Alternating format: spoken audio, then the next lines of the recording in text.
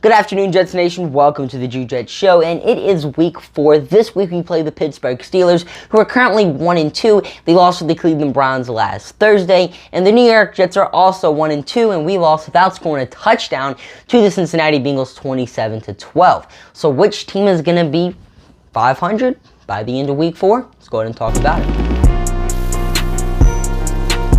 So for those who do not know, the New York Jets are getting back Zach Wilson this week. Our starting quarterback and second-round pick from last season is going to be playing his first game of his sophomore season.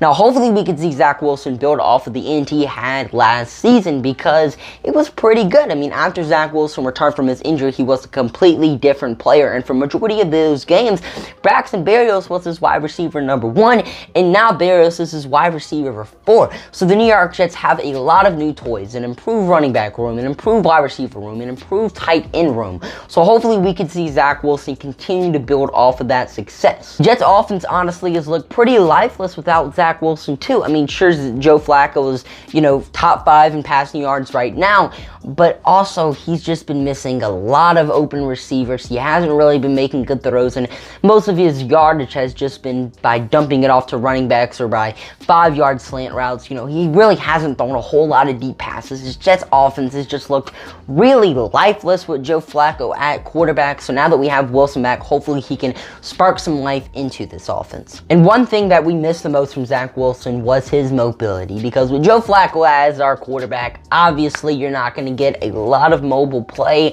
I mean, of course, we all know Joe Flacco's 37 years old, an absolute statue in the pocket, and now we're going to have a 23-year-old quarterback back there who's known for his mobility, has shown his mobility in the NFL before. So it's going to be a whole new world with Zach Wilson at quarterback, and he better be using his legs this week because Pittsburgh's defensive line is really good. Now, the Steelers are without TJ Watt in this game, but they still have the NFL leader in sacks in Alex Highsmith. And so far this season, Pittsburgh has 9 sacks, but 7 of those came in the game against the Bengals. So they have came down to earth since that game by only having 1 sack in the last 2 games. But this Jets offensive line still needs to step it up because George Fant, he's on IR. Not like he was really playing that good anyway, but we're going to have a player who's worse than George Fant, or worse than he's been playing so far this year, come in and fill in that left tackle role, Zach Wilson's blind spot. So the offensive line is kind of all messed up right now, and Zach Wilson's probably going to be on his feet a lot in this game. Thank God he's a mobile quarterback, and hopefully we can see him extending, plays, something we've seen him do a lot in the past. He also has to be careful when he's throwing the ball, too, because Pittsburgh so far this season has 5 interceptions, although 4 came in that game against the Bengals. So once again, they came back down to earth, but they still have a really good secondary. It's just they've also allowed a lot of yards to be thrown against them so far this year. Pittsburgh has allowed an average of 270 passing yards per game this year.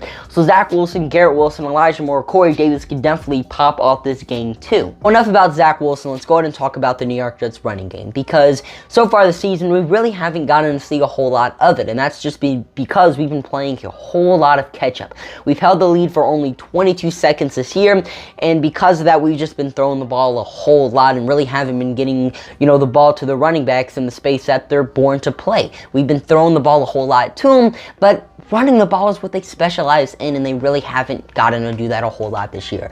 Breece Hall, our second-round pick, only has 21 carries through 3 games. That's obviously not ideal, but if the New York Jets aren't able to maintain some type of lead in this game, I do feel like we're going to be passing the ball quite a bit with Zach Wilson. But Pittsburgh also really hasn't done a good job when it came to stopping the running game so far this season. Running backs have ran for an average of 142 yards against Pittsburgh's defense. So if the New York Jets are able to maintain some type of lead, I feel like the running backs are able to, do a pretty good job in this game. What about our defense? How are they able to play in this game? Well, Steelers' offense is really bland. Mitchell Trubisky's their quarterback, and he's only thrown for over 200 yards 1 time this season. And they also have Najee Harris, who has struggled to get going this year. I mean, he hasn't had a game over 100 scrimmage yards this season. And for a former first-round pick running back who made the Pro Bowl last season, that's once again really not ideal. And the New York Jets haven't really played amazing defense this season, but overall, we've done a good job when it came to stopping running backs, and I feel like we continue to do that in this game.